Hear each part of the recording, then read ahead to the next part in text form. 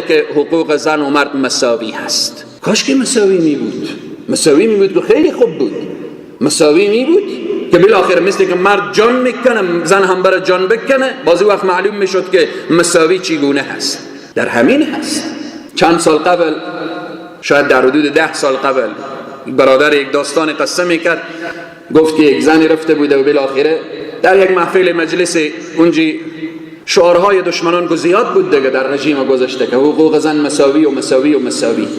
و بعداً این فرد قصه میکرد، میگفت که بوجی آرد چند کیلویی و یا چند منر از آسیا آوردم و پایین زینه ها، و زینه ها هم یک تا اندازه بلند بود، طبقه بالا میشد و بالاخره بالخانه میشد.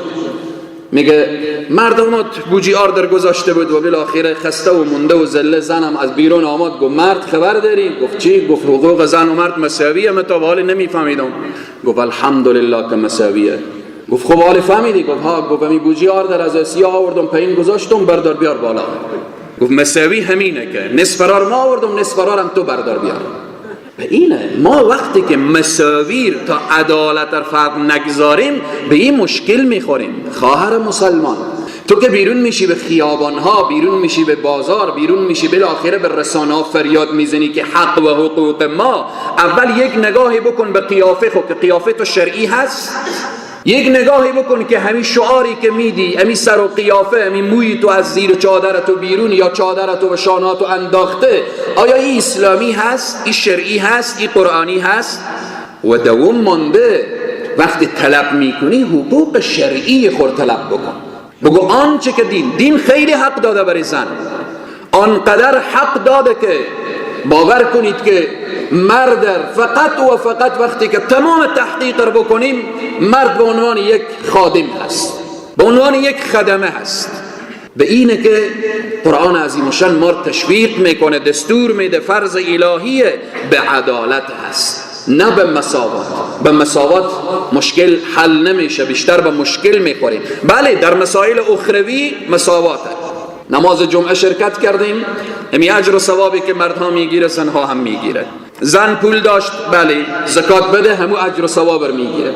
حج بری و فرض شد، بره بالاخره حج کنه. حج زن و مرد متفاوت نیست. بله در مسائل اخروی او هم باز برمیگرده به اخلاص زن و مرد. هر کس تقوای بیشتر بود و بالاخره خدا ترسی بیشتر بود، درجاتی و نزد الله سبحانه و تعالی بیشتر و بیشترتر هست. پس به اینه که دین مبین اسلام دین عدالت، دین عدالت، نه دین مساوات. بار بار این مثال رو ما گفتیم. خواهر مسلمان پدر فوت میکنه، یک برادر به یک خواهر میمانه. خب بیاییم ارث رو تقسیم کنیم. للذکر مثل حظ الانثیین. بعد از تمام تقسیمات سلک از پدر مونده، حال دیگه ورثی هم نیست که تقسیم بشه، فقط یک خواهر و برادرن. چند میشه بالاخره؟ تقسیم کنیم. للذکر مثل حظ الانثیین. سلک روپیه مونده، 2 لک از کی میشه؟ از پسر میشه. 1 لک از کی میشه؟ از دختر میشه. اینجا حقوق از لحاظ مساوی که برابر نشد دیگه. 2 لک پسر برد، 1 لک دختر برد. حالا هر دو تا مجردن.